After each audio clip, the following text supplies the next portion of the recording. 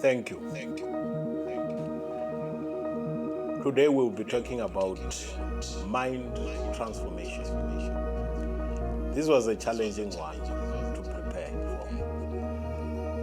While working on it, I delved into the spiritual realm, as you may know. To speak on the word of God, one must receive guidance from Him.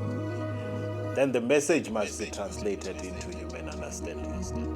This can be challenging as the spiritual world is not easily grasped by human experience. That is why it is important to remember that it is God who enables us to come to Him. It's not something we can achieve on our own. When I deliver a sermon, I hope to God that the chosen will truly understand His message.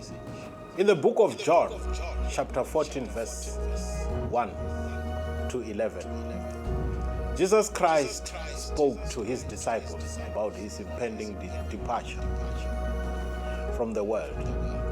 He assured them that He was going to prepare a place for them wherever He was going, so that they could be with Him.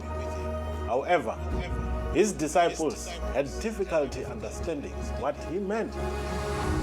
They asked questions related to His state, but His responses were incomprehensible to them. This was because Jesus was speaking from a spiritual perspective, and His disciples were trying to comprehend it with their human minds, and it was difficult.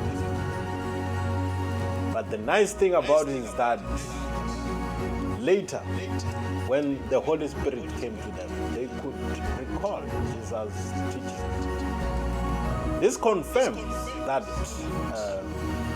wisdom comes from the Holy Spirit, and God is the one who grants it. So how can we acquire the Holy Spirit? It is through God's grace that one can receive it. To find God, one must seek Him out, because He cannot be revealed to us by another human being. Once you discover who God is, you will learn about His power and fear and be ready for this world. Without knowing God, one cannot thrive in this world. The ultimate query is how to discover God. Go and read the book of Proverbs, chapter 2, verse 1 to 6. It suggests that seeking wisdom and knowledge of God is like searching for treasure. It is not an easy task, but there are various ways to find God. You can attend Bible studies, read the Bible, take classes about Bible, or even enroll in school to learn about it. The most significant objective, however, is to seek God and find Him actively. Once you do, you will experience His power and comprehend profound wisdom and knowledge of the spiritual realm.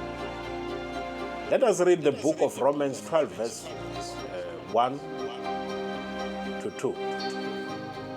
Paul advises that God can transform you into a new person by changing your thoughts.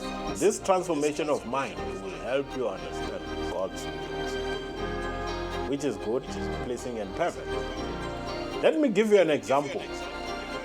When you were born, your mind was empty. And as you grew up, your parents, relatives, friends, and neighbors, they contributed a lot in programming your mind.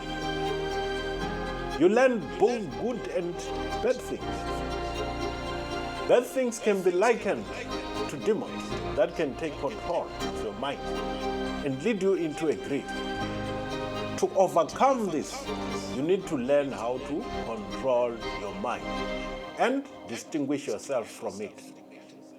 Your mind is like a system, like the cardiovascular system, like the respiratory system that takes care of breathing oxygen into your body. Now, it can help you perform complex tasks, reasoning, analysis, and solving problems. However, it can also be dangerous if you don't know how to control it. It's even worse if someone gains control of your mind, because they can reprogram it, make you work for them, exploit you, and take everything that belongs to you. You need to know how to control your mind and distinguish yourself from it to avoid exploitation.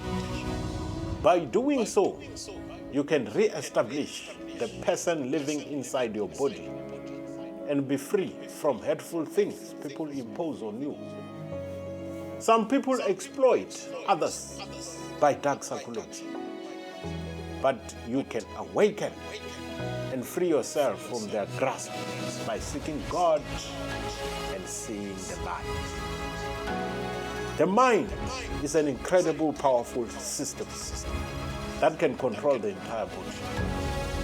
If one can master the control of the mind, one can effectively control the entire body. As I address you today, it is imperative to acknowledge the individuals who tirelessly work day and night to fulfill the demands of their masters. Sadly, these masters control their mind. They are sending them out there to work for them. There are some churches where the leaders seem to be focused on hypnotizing and brainwashing their followers in order to gain obedience. Although it may sound like a story, this is actually happening in some places today. It's important to be cautious, because once they gain control of your mind, they can manipulate your body to move against your will. Let's be mindful of this, my people. It's essential to be cautious, because there are individuals who have received education on mind control techniques to manipulate others for their own gain.